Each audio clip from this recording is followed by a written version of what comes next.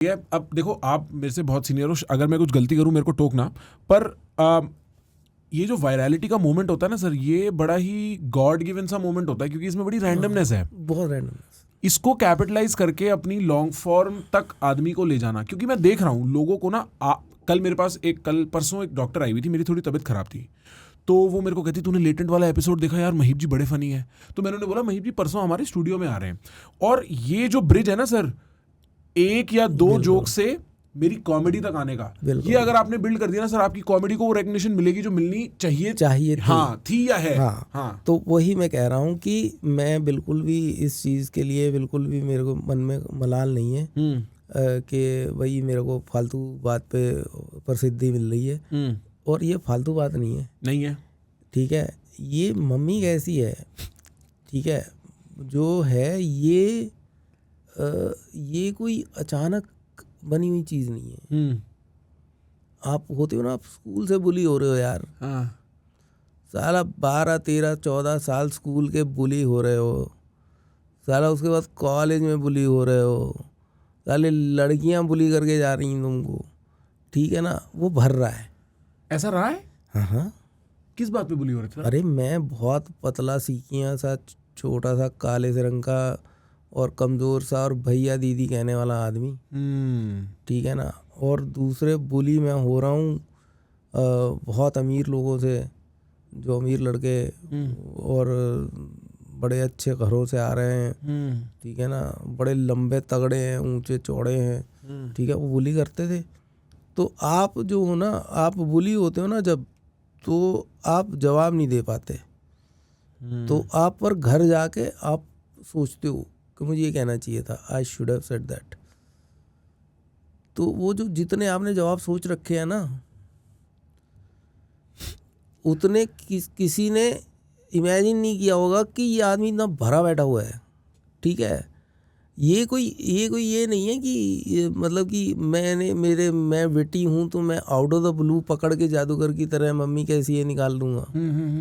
भाई ये 50 साल का जहर है, 50 साल की चीज़ें हैं जो मैं रोक के रखी हुई हैं अंदर कि मुझे ये कहना चाहिए था। तो वो जब सही मोमेंट पे बाहर आ जाती हैं तो वो कॉमेडी बन जाती है, ठीक है।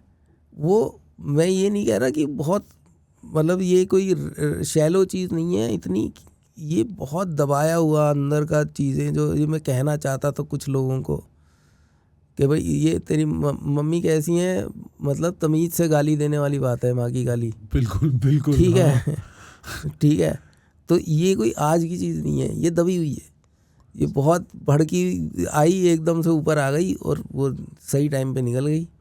सर ये बिल्कुल ट्रेजेडी और कॉमेडी के एज पे खेलने वाली बात है, ये एक लेखक वाली बात है सर। हाँ। और अगर कोई कहे कि मैं ये भी कह सकता था कि देखा मैं कितना बेटी हूँ, क्या लाइन बना के उसी टाइम फोड़ दी। नहीं यार, ये 50 साल की आग है, 50 साल का गुस्सा है, जिनको मैं बहन की माँ की गाली देना चाहता था उनको मैंने बड़े प्यार से, मुझे ये कहना चाहिए था कि तेरी मम्मी कैसी है।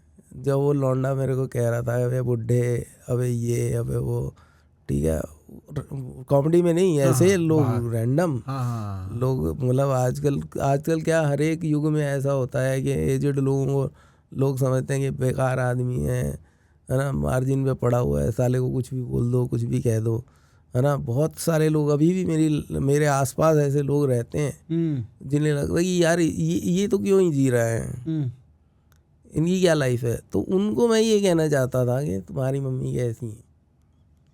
तो वो जो मैंने बोला है वो है ये नहीं कि मैं बहुत बेटी आदमी हूँ, मैं बहुत गुस्से से, ये गुस्सा भी नहीं, ये इसे कहते हैं कि कंट्रोल्ड अग्रेशन है ये।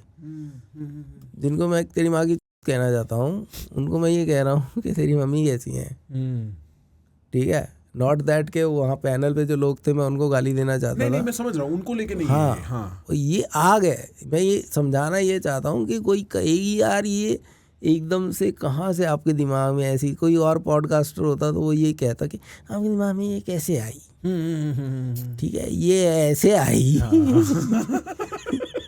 कि 1980 में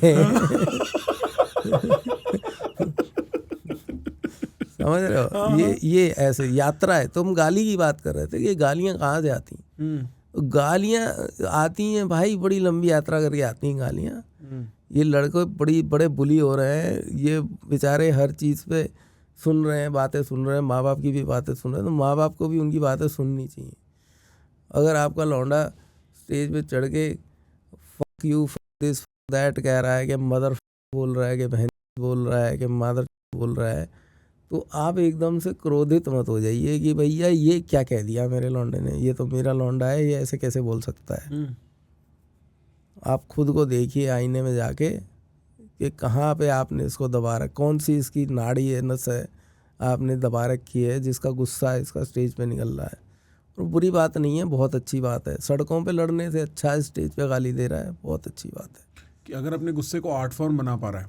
हाँ, और वो मतलब और वो लोग जो हंस रहे हैं, जो 200 लोग बैठे हुए हैं, वो भी उससे आइडेंटिफाई कर रहे हैं कि हाँ यार सही तो कह रहा है।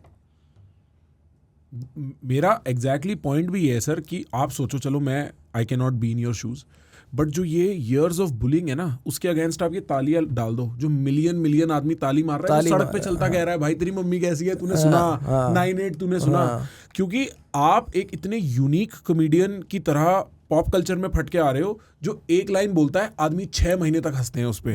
आप जिंदा, जैसे मैंने कहा कि आप अपनी क्यूरियोसिटी जिंदा रखे हो कि नहीं रखे हो, ठीक है ना। आप एज तो है ही है भाई, एज तो होती जा रही है, आप चाहो नहीं चाहो आपकी एज तो बढ़ती रहेगी। जी, ठीक है ना। आपका शरीर एज के हिसाब से आपको साथ देगा या नहीं देगा, या जो भी है। तो पर अगर आप अपने अंदर की क्यूरियोसिटी जिंदा नहीं रखे हो, अगर आप रोज़ जो है 2 घंटा 3 घंटा अकेले में बैठ के याद नहीं करते हो कि आज आपके साथ क्या क्या हुआ और आपको ये कहना चाहिए था, फिर एक पॉइंट ऐसा आता है कि आप 50 साल की आग लेके चल रहे हो।